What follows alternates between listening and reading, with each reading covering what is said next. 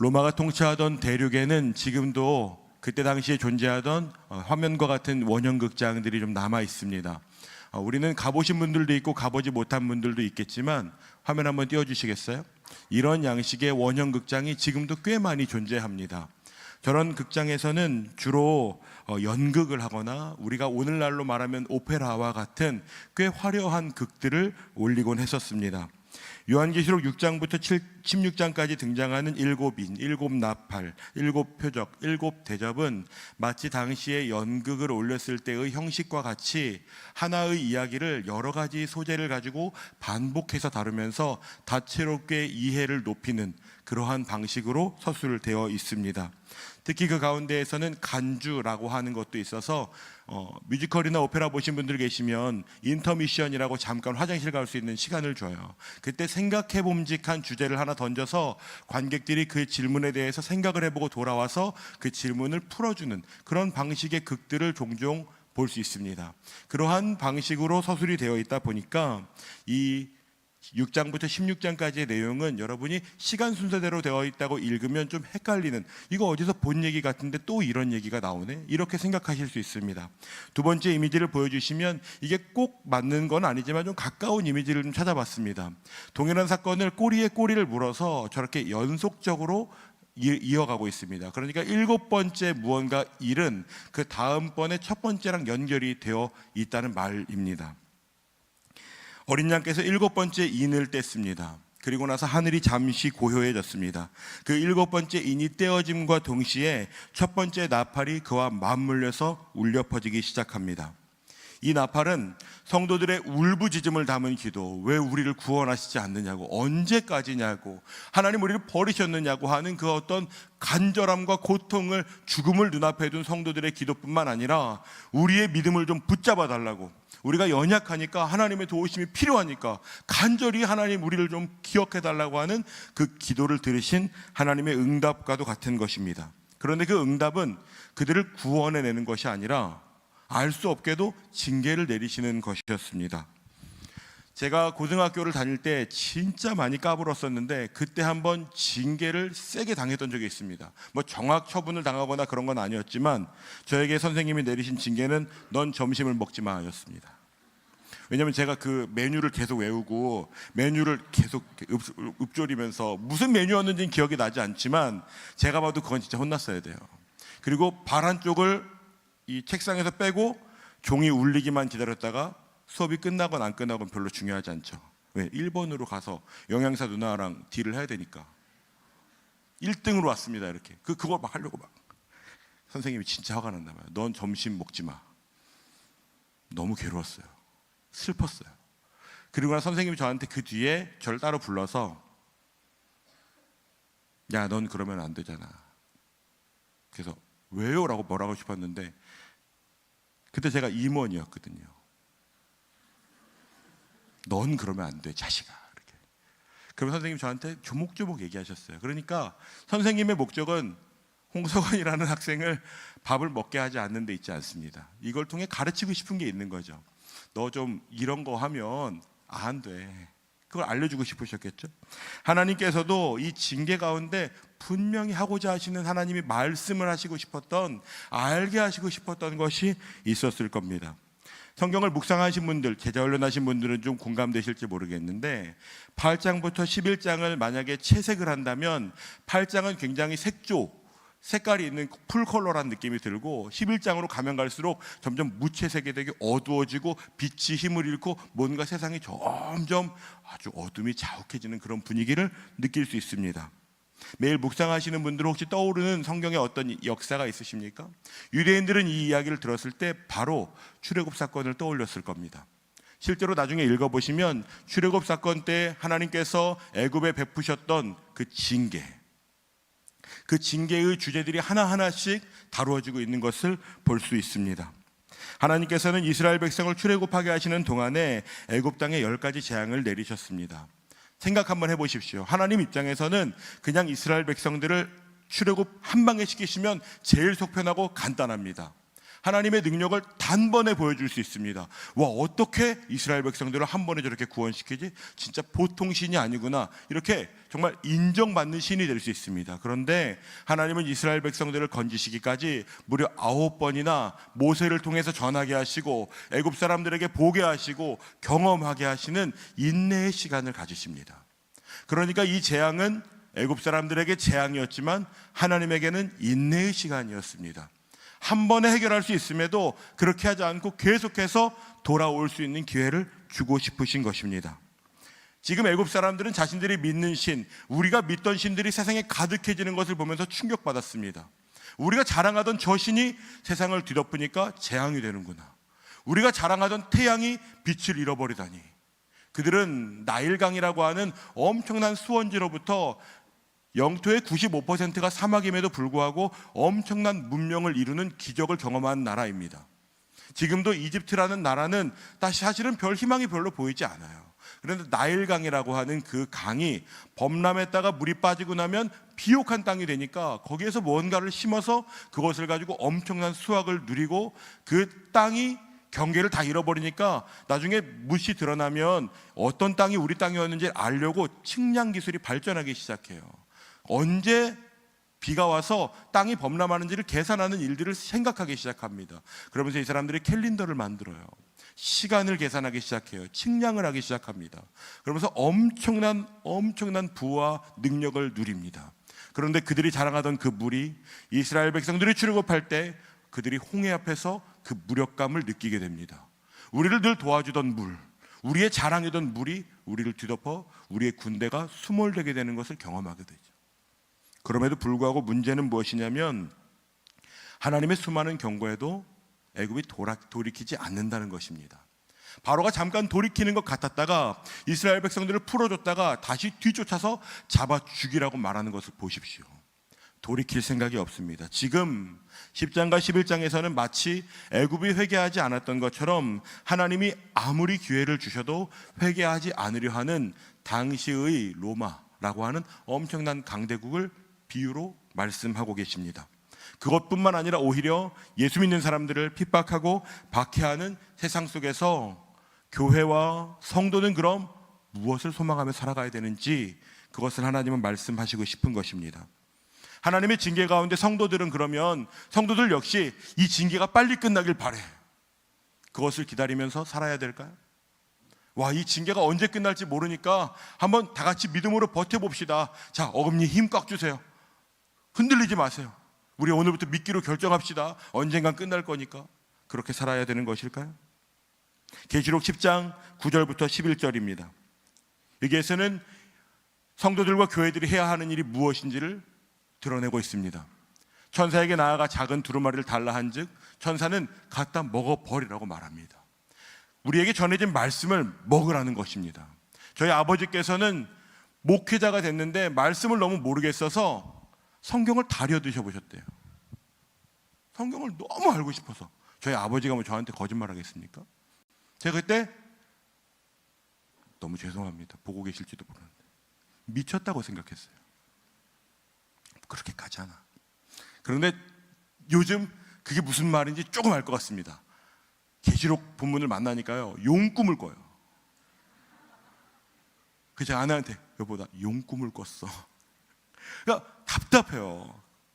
더 알고 싶고. 여러분 그런 목마름이 여러분에게 있는 분들 있으십니까? 하나님의 말씀을 내가 더 알고 싶고 내가 그걸 마치 먹는 것처럼 진짜 내가 어떻게 맛집 찾아다니는 거 생각해 보십시오. 여러분 저희 사역자들 중에도 이 주변에 뭐가 맛있지 하면 팡팡팡 떠오르는 분들이 계신다고요. 저도 뭐 그들 중에 하나인데 그런 거에 비해 내가 말씀을 얼마나 사모하나? 지금 본문은 말씀을 먹으라고 말하는 것입니다. 그 말씀을 너희의 양식으로 삼으라고 말하고 있습니다. 그리고 잘 보십시오. 그것이 내게 양식이 되면 어떤 일이 일어나는지 아십니까? 내면에 갈등이 일어나요. 이전에는 아무렇지도 않았던 것들이 자꾸만 부대낍니다. 여러분 중에 업무상 어쩔 수 없이 무언가 거짓말은 아니지만 지혜롭게 말해야 되는 직종에 계신 분들도 있잖아요. 그럴 때 예전에는 그게 아무렇지도 않았는데 그게 마음에 덜컥거리는 일들이 생긴다고요. 하나님의 말씀을 내가 먹어 살아가면 자꾸만 내가 이전에 살던 삶의 방식과 기준대로 살기가 부대낍니다. 그것을 지금 말하고 있는 것이에요. 말씀이 여러분에게 불편함을 준다면 여러분 그건 은혜입니다. 내가 예수 제대로 믿어서 곤란해졌네, 그런 것이 아니라 하나님의 말씀이 나에게 말을 걸어와 내 삶을 변화시키는 역동성이 된다면 여러분 그것은 은혜예요. 지금 성도들에게 그것을 말하는 것입니다. 교회와 성도들은 아무리 말씀이 선포되고 하나님이 경고하셔도 들으려고 하지도 않는 세상 가운데 살면서 말씀을 양식으로 먹어 그 말씀이 나의 삶을 변화시키는 것을 삶으로 좀 보여주어 살아가야 한다고 이야기하고 있는 것입니다. 세상은 여전히 거절하고 전혀 바뀔 것 같지 않아도 나 하나가 뭐 한다고 대단히 달라지나? 안 달라질 수도 있죠. 그래도 그 말씀을 양식 삼아 살아가는 것이 교회와 성도의 사명이라고 이야기하고 있는 것입니다. 여러분, 이것은 누가 그렇게 살았는지 아십니까? 구약시대 때 선지자들이 그렇게 살았습니다. 선지서의 표지에는 이런 말이 늘 적혀 있습니다.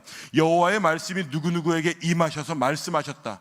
그들은 그 말씀을 받아서 그 말씀을 전했던 사람들입니다. 그 말씀을 기가 막히게 표현하거나 어떻게 연기를 해서 사람들에게 이해시키는 것이 아니라 하나님이 나에게 하신 그 말씀을 그대로 전하는 것입니다.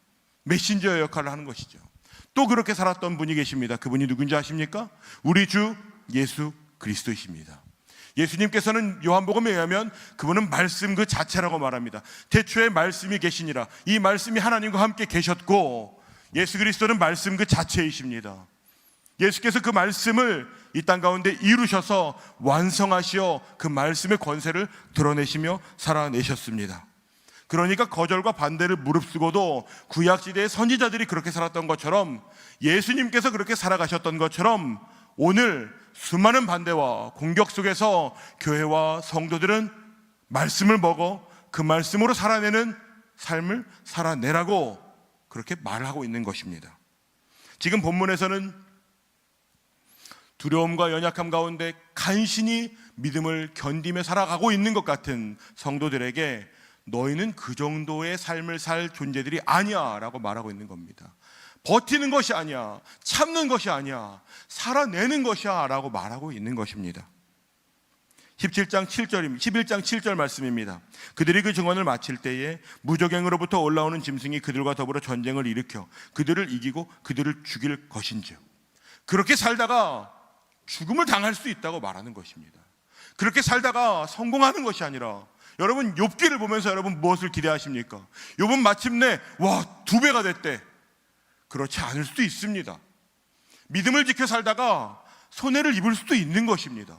그런데 왜 우리는, 저를 포함한 우리 모두는 결국은 예수 믿다가 내가 계획한 일이 잘 되어야만 하나님 살아계시지라고 이야기하면서 살아갑니까? 성경은 그렇지 않은 사람들이 있다고 말합니다. 고통받는 것은 아무에게도 좋은 일이 아니지만, 힘든 길을 걸어가는 것은 누구도 유쾌하지 않지만, 문제는 아무도 그런 길을 가지 않는다는 데 있습니다. 성경은 그러다가 죽임을 당하는 사람들까지 있을 것이라고 이야기합니다. 8절 한 번 더 보여주시겠습니까? 여러분, 전쟁 중에도 전투가 끝나면 사람을 무덤에 묻어둡니다. 그런데 지금 무엇이라 말합니까? 본문은 성도로서 말씀을 먹고 양식 삼아 살아가는 사람들 가운데 묻히지도 못하는 수치를 당하는 사람들도 있을 것이라고 이야기하고 있습니다. 여러분, 그런 일이 일어날 겁니다. 여러분의 일상 가운데 이미 그런 경험을 하시는 분들 계실지도 모르죠. 예수 믿는 사람이라서 괜한 오해를 받고 괜한 수치를 당하는 경우가 있을 수 있습니다. 주변의 직원들한테, 동료들한테 예수 좀 살살 믿으라. 그렇게까지 할 거 뭐 있냐고. 술은 적당히 마셔가면서 사회생활도 해야지. 좋은 게 좋은 거라고. 나도 옛날에 교회 다녔다고. 목회자들 중에도 너무 애쓰지 말라고 그렇게 얘기하는 사람들이 있습니다. 제가 장담하는데 여러분, 청년부에 계시는 목회자들은 적당히 하는 사람 한 사람도 없습니다. 정말로. 그런데 목회자들 중에도 그렇게까지 할 거 있냐고 말하는 사람들 종종 있습니다. 여러분, 비참한 현실을 내가 죄를 지어서 당하는 것이 아니라 예수 그리스도께서 우리에게 가르치신 말씀을 지키느라 비참한 일 당해보신 분 여기 계십니까? 억울해 죽겠는데 그래도 난 이 말씀 지켜야지. 그렇게 살아가는 사람 여러분 주변에서 만나보신 분 있으세요? 저도 부끄럽습니다. 그런데 여러분 성경은 그것이 끝이 아니라고 말합니다. 우리 10절과 11절을 함께 읽어보겠습니다. 이 두 선지자가 땅에 사는 자들을 괴롭게 한 고로 땅에 사는 자들이 그들의 죽음을 즐거워하고 기뻐하여 서로 예물을 보내리라 하더라. 3일 반 후에 하나님께로부터 생기가 그들 속에 들어가매 그들이 발로 일어서니 구경하는 자들이 크게 두려워하더라. 아멘. 그들은 승리했다고 자축합니다. 이거 누가 했을 것 같습니까? 예수님께서 십자가에 달려 목숨을 잃어 운명하셨을 때 사단은 아마 빵빠레를 울렸을 겁니다. 이겼어! 이것 봐. 이렇게 끝날 거였다니까. 예수도 별거 없다고. 그런데 우리가 잘 아는 것처럼 예수께서 그 사단의 비웃음과 비아냥을 뚫고 죽음을 뚫고 부활의 첫 열매가 되신 것처럼 성도들 역시 그러한 부활을 경험하게 될 것이라고, 그 엄청나고 완벽한 역전이 성도들의 삶의 끝에 있을 것이라고 이야기하는 것입니다. 그러니까 여러분의 삶의 끝을 죽음에 두지 마십시오. 우리의 삶의 끝은 부활에 있는 것입니다. 예수께서 부활하셨던 것처럼 우리가 부활할 그날이 우리의 소망이 되는 것입니다. 우리의 인생은 우리의 성공을 위해 살아가는 것이 아닙니다. 목사님 그래도 예수 믿으면서 성공해야죠. 맞아요. 성공하는 것이 죄는 아닙니다. 그런데 여러분 성공을 위해 살아가는 것은 죄가 될 가능성이 높습니다. 왜냐하면 세상의 가치대로, 세상의 방식대로 성공을 추구하는 것은 적어도 성경이 가르치는 말씀을 먹은 삶과는 거리가 먼 것이 많기 때문입니다. 우리는 주의 영광이, 주의 부활이 우리의 삶에 채워져 드러나기를 소망하면서 말씀을 먹은 사람으로 살아가는 것, 그것이 우리의 삶의 부르심입니다. 그렇게 살아가다가 손해를 보면 여러분 손해를 보십시오. 그렇게 살아가다가 내가 진급하는 데서 물러나면 여러분 물러나세요. 예수 믿는 사람들만큼 자기 이속을 챙기는 걸 능숙하게 하는 사람들이 얼마나 많은지 모릅니다. 교회에서는 나는 말씀을 지켜 살아가는 사람이라고, 그런데 어디 가서 줄 설 땐 제일 먼저 서고 새치기 하는 거 뭐 서슴지도 않고 온갖 편법들 다 쓰면서 살아가는 거. 제가 제일 싫어하는 것 중에 하나가 뭔지 아십니까? 불법 주차하는 겁니다. 진짜 싫습니다. 딱지가 무서워서요? 그것도 좀 있죠. 근데 진짜 싫어요. 그렇게 살아가는 습관이 제 몸에 묻는 것을 안 하고 싶어요. 별로. 여러분 그런 거 생각나는 거 있으세요? 아무것도 아니었다. 말씀을 먹은 사람으로 살아가면 그것이 불편해지는 것입니다. 그럼 하나님이 나에게 말을 걸어오시는구나, 하나님이 나에게 이것을 변화를 촉구하시는구나, 너 그거 아니야 라고 말씀하시는구나. 그럼 여러분 모른 체 하지 마십시오. 여러분 그 길이 교회와 성도가 가야 하는 길입니다. 예수님의 사역을 마태복음 4장 23절에서는 이렇게 간단하게 요약하고 있습니다. 예수님은 이 땅에 두루 다니셨고 가르치셨고 복음을 전파하셨고 모든 병과 모든 약한 것을 고치셨습니다. 예수님의 그 모든 사역은 하나님의 나라가 이 땅에 온 것을 선포하시는 것이었습니다. 예수님은 그것을 위해 이 사역들을 감당하셨습니다. 그런데 그 사역을 세상의 방법으로 하시지 않았습니다. 요한계시록에서 이렇게 등장하죠. 예수님은 유다 지파의 사자이시지만 또한 어린 양으로 이 땅에 오셨다고 말합니다. 다 때려잡고 다 싸그리 몽땅 잡아다가 그것을 심판할 수도 있는 권세가 있음에도 불구하고 예수님이 선택하신 방법은 세상의 방법과 정반대의 방법이었습니다. 유대인들은 점령군이 들어와서 이 예루살렘과 온 유대와 사마리아 땅을 다 정복해서 예수님의 권세가 이 나라 가운데 충만해지기를 기대했습니다. 이렇게 해야 우리의 메시아지라고 그들은 기대했습니다. 그런데 예수님께서는 십자가에 달려 죽는 것으로 이 땅에서 세상과 다른 방법으로 승리하는 것을 우리에게 보이신 분입니다. 그리고 오늘 요한은 그 길을 예수님만 가시는 것이 아니라 교회와 성도들도 가야 한다고 그렇게 이야기하고 있습니다. 여러분 그렇다면 교회와 성도들은 무엇을 소망해야 됩니까? 도미티아누스라고 하는 황제가 노여움을 풀어서 오늘부터는 그리스도인들 자유야, 와 이겼다, 여러분 그것을 기대해야 되는 것이 아닙니다. 그리스도인들이 바라는 것은 이것입니다. 우리 큰 목소리로 11장 15절을 읽어보겠습니다. 일곱째 천사가 나팔을 불매 하늘에 큰 음성들이 나서 이르되 세상 나라가 우리 주와 그의 그리스도의 나라가 되어 그가 세세토록 왕노릇 하시리로다 하니. 아멘. 여러분, 이것이 교회와 성도들이 소망하며 살아갈 것입니다. 세상 나라가 우리 주와 그의 그리스도의 나라가 되는 것, 그날을 바라면서 살아가는 것이 우리가 살아갈 소망인 것입니다. 도미티아누스가 해결해 주는 것, 우리말로 하면 우리의 어떤 문제가 해결되고 우리의 기도의 제목이 이루어지는 것이 우리의 삶의 소망이 아니라 세상의 나라가, 그 권세가, 영원할 것 같은 능력이 우리 주 그리스도 예수의 나라가 되어 세세토록 그분이 통치하시는 것, 영원히 주님의 통치가 이 땅 가운데 드러나는 것, 그것이 우리의 부르심이라고 이야기하고 있는 것입니다. 요한계시록 본문을 읽어가면서 12장을 보면 해를 옷 입은 한 여자가 낳은 아기를 붉은 용이 해치려고 하는 장면이 있습니다. 이걸 얼마나 묵상했는지 붉은 용이 나왔다고요. 붉은 용. 깜짝 깼어요. 잠이 안 오는 거예요. 말씀을 곰곰이 제가 묵상해 봤습니다. 근데 이렇게 정말 여인이 낳은 아이를 죽이려고 하는 시도들이 역사상 몇 번 있었습니다. 여러분 생각나는 거 있으십니까? 헤롯이라는 왕이 베들레헴에 유다의 왕이 태어났다는 소식을 들었습니다. 그리고 나서 그것을 죽이려고 해요. 그래서 죽여보려고 도전합니다. 로마 황제 도미티아누스도 자기의 왕권을 강화하려고 갖가진 시도를 합니다. 살아있는 상태에서 나는 오늘부터 주 하나님이야, 나는 이제 하나님이니까 다 하나님이라고 불러, 우리 주 우리 하나님이라고 오늘부터 부르는 거야. 그렇게 부르지 않으면 신성 모독이야. 자기 자신의 영광과 명예를 위해서 그러한 일들을 행했습니다. 헤롯이나 도미티아누스 모두 자신의 왕과 권세, 이 능력을 드러내서 자랑하려고 그런 일들을 일으켰을 겁니다. 그런데 겉으로는 그렇게 보이지만 성경은 그것은 그 끝엔 사단의 영적 전쟁이 숨어 있다고 말합니다. 눈으로는 도미티아누스가 보이고 눈으로는 헤롯이 보이지만 그 뒤에 이것을 조종하는 이가 있다고 이야기하고 있습니다. 그런데 한번 보십시오. 12장 4절입니다. 그 꼬리가 하늘의 별 3분의 1을 끌어다가 땅에 던지더라. 용이 해산하려는 여자 앞에서 그가 해산하면 그 아이를 삼키고자 하더니, 그런데 잘 보십시오. 그 여자가 아들을 낳으니 이는 장차 철장으로 만국을 다스릴 남자라.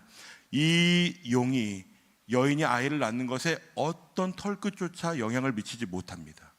무기력함을 보게 되었겠죠. 내가 아무런 능력을 보이지 못했다니, 내가 실패했다.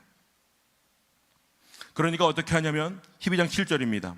미가엘과 그의 사자들이 용과 더불어 싸울새 용과 그의 사자들도 싸우나 이기지 못하여 하나님의 하수인들과도 싸워봤는데 상대가 안 되는 겁니다.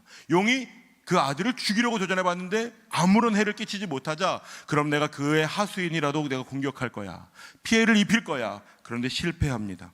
그리고 나서 12장 13절 함께 읽어보겠습니다. 용이 자기가 땅으로 내쫓긴 것을 보고 남자를 낳은 여자를 박해하는지라.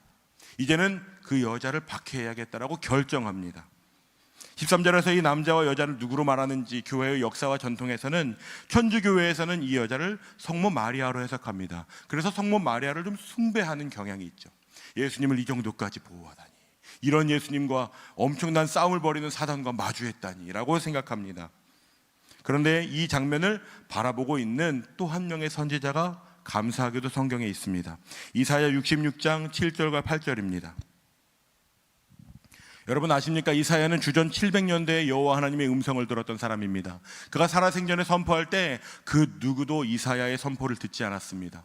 마음을 돌이키거나 하나님께로 돌아오거나 하나님을 경외하는 일을 하지 않았습니다. 그러니까 그렇게 보면 이사야는 실패한 선지자겠죠.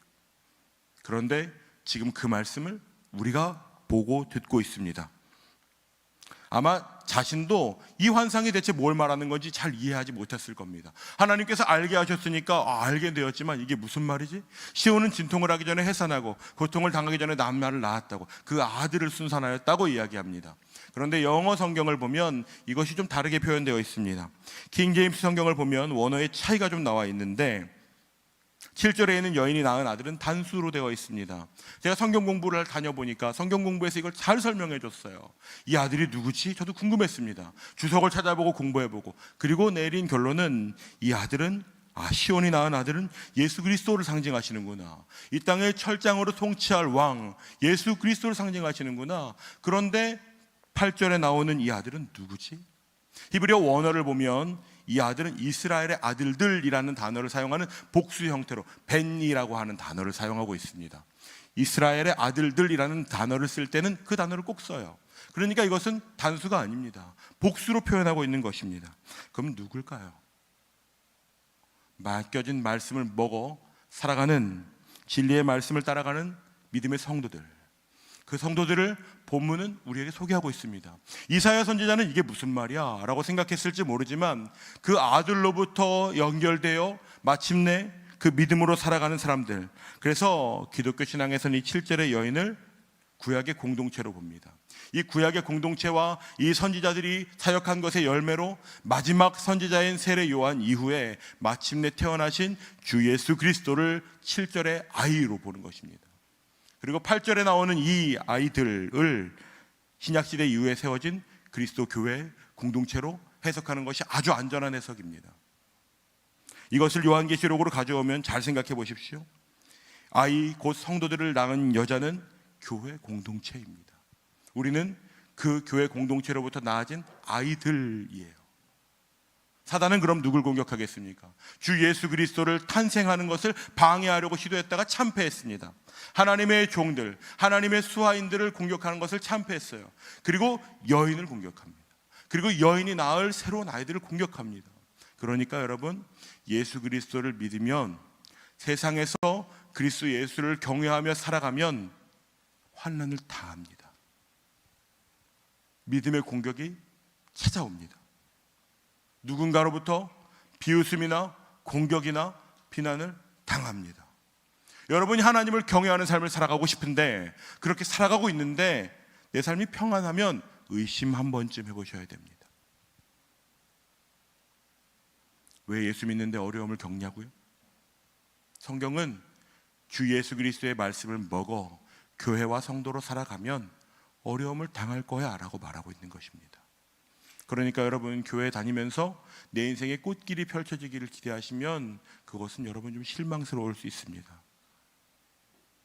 그 길의 끝에 하나님께서 가장 사랑하시는 대상이 공격을 받아야 된다면 그 공격을 받아내야 할 사람들이 죄송하게도 저와 여러분들입니다. 우리 젊은 시대에 크리스마스를 무엇이라고 여기는지 모르는 분들 계십니까? 예수 그리스도가 없는 크리스마스는 상술과 음란함과 화려함으로 치장되어 있습니다. 그런데 그리스도인들도 그렇게 살아갑니다.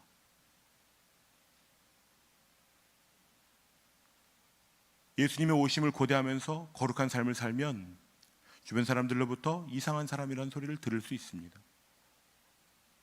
여러분의 직장에서, 학교에서, 관계에서, 집에서 하나님을 믿는 사람으로 살아가면 너 왜 그렇게 사냐고 소리를 들을 수 있습니다. 그러면 여러분 그것을 극찬으로 여기십시오. 예수 그리스도를 위하여 고난을 당하는 것을 하나님 나에게도 맡기시나? 여러분, 그것이 우리의 자랑이 되면 좋겠습니다. 교회에서 셀모임 할 때마다, 누군가 간증할 때마다 성공하고 잘 됐고 힘냈고, 저는 오늘 형제님 간증하시는 거 듣고 위로가 됐어요. 느리면 어때요? 돌아가면 어때요? 그래도 그 길에서 그 싸움을 하는 거, 시험에 떨어지면 어때요? 내가 맡은 프로젝트가 잘 안 되면 어때요? 그래도 예수 그리스도를 믿는 믿음을 포기하지 않는 싸움을 누군가 해야 된다면 그 싸움을 우리가 해야 하는 것 아니겠습니까? 믿음의 여정을 걸어가는 것을 예수님이 모르신다고 생각하지 마십시오. 예수님이 그 길을 우리보다 먼저 가셨습니다. 우리가 당하는 것과는 비교할 수 없는 목숨을 잃는 고통을 예수님께서 경험하셨다고요. 원격으로 그렇지 않다고요. 몸을 입고 이 땅에 오셔서 십자가에 친히 자신의 손과 발을 뚫려가면서 그 고통을 당해보신 예수님께서 우리가 그 씨름을 하고 있는 걸 아십니다.